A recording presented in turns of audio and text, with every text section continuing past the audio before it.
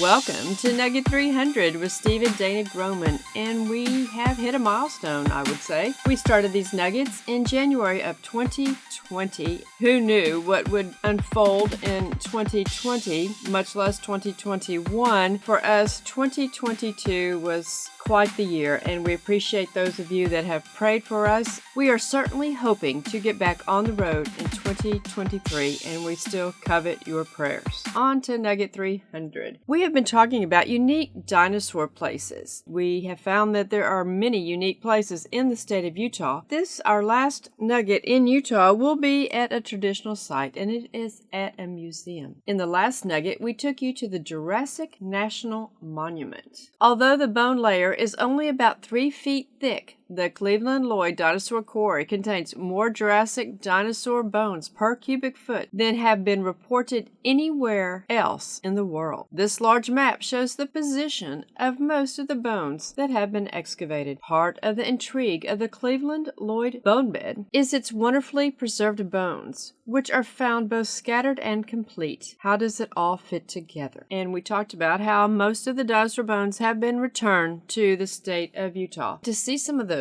we popped up to the College of Eastern Utah Prehistoric Museum in Price, which houses many original fossils from the Cleveland-Lloyd dinosaur quarry. Even though the museum is not state-of-the-art, the rare contents make this a worthwhile stop. The dinosaur tracks on display found in area coal mines were especially interesting. They had the traditional dinosaur displays, and these are a lot of the bones that were from the Cleveland-Lloyd dinosaur quarry. And we're just going to read some of the signs that we came across, like this one. Eastern Utah's original beachfront property. The Price area was covered by an inland sea 90 million years ago. It left shale and sandstone deposits rich in marine fossils. No, it did not. Utah was never beachfront property. Utah was completely flooded at Noah's flood, and we find fossils that are marine life all over the earth, including Utah. And they have on display some beautiful ammonite fossils and orthoceras fossils. They are not 90 million years ago. They were around 4,400 years ago, deposited at the time of Noah's flood. They also have some dinosaur eggs, and they talk about complete dinosaur eggs, Mongolian dinosaur nest, and a fossilized dinosaur embryo. And we put our car keys so you can get a little perspective of the size of these dinosaur eggs. Recent American and Canadian expeditions to the Gobi Desert have proven that these eggs are of oviraptors. Some have been found to contain embryos. The eggs were first discovered in the early 1920s and were said to have been protoceratops. In September of 1987, a rare fossilized dinosaur egg containing a recognizable embryo was found by Brigham Young University preparator D. Hall at the Cleveland-Lloyd quarry. The 147 million year old egg is the most complete egg found from the Jurassic period and probably came from an Allosaurus. Well, it may have come from an Allosaurus, but it certainly wasn't 147 million years ago. But again, this is cool because this is the egg that was found at the Cleveland-Lloyd quarry. Many museums have these laboratories that you can watch them working on bones. This one's rather cluttered. They are always fun to watch the people as they work tediously on cleaning up dinosaur bones, and you'll find these in most museums. Here's a Diplodocus skull found on Thanksgiving Day in 1912 by Earl Douglas after 3 frustrating years of searching for skulls at Dinosaur National Monument. And we have been to Dinosaur National Monument, and it is incredible. Most of the park does lie in the state of Colorado, and we will be taking you to Colorado next for some unique dinosaur sites, one of which is Dinosaur National Monument. This is an Apatosaurus skull. It was found in 1910. Here is a Stegosaurus. And here is some fossilized Stegosaurus armor. Dinosaur body armor, like that of many of today's armored animals.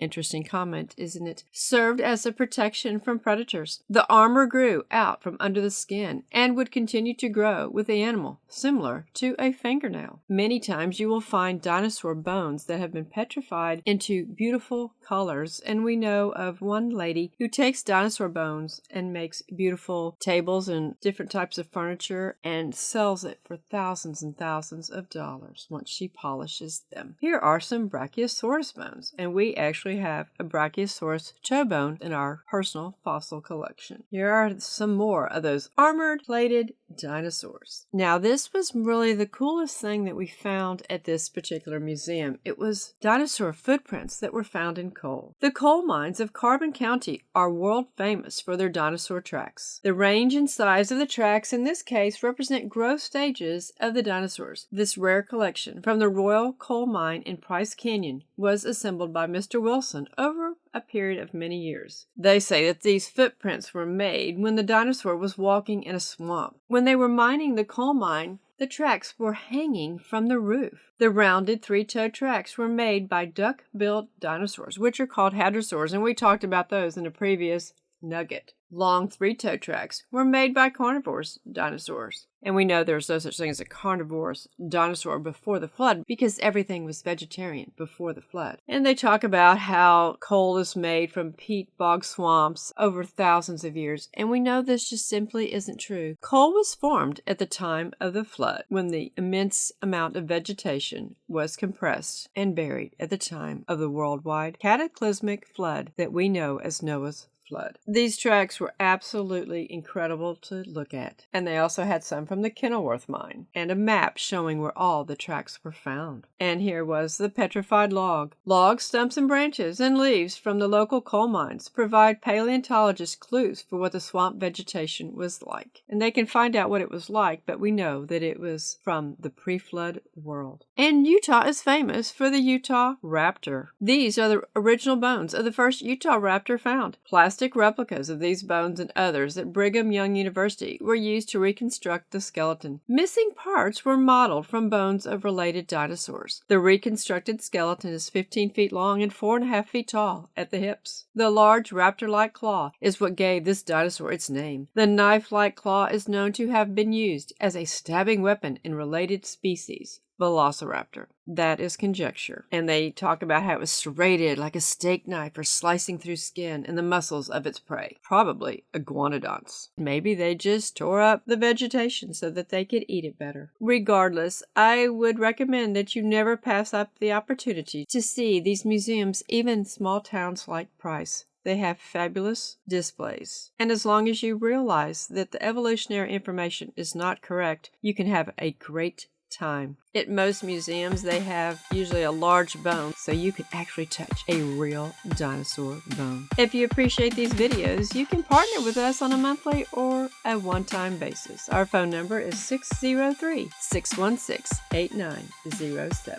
And you might want to consider ordering our Lesson 6, all about dinosaurs. It would make a great Christmas present. If you appreciate our content, tell others and repost on your social platforms. And don't forget to go back and watch our previous nuggets on dinosaurs. Thank you.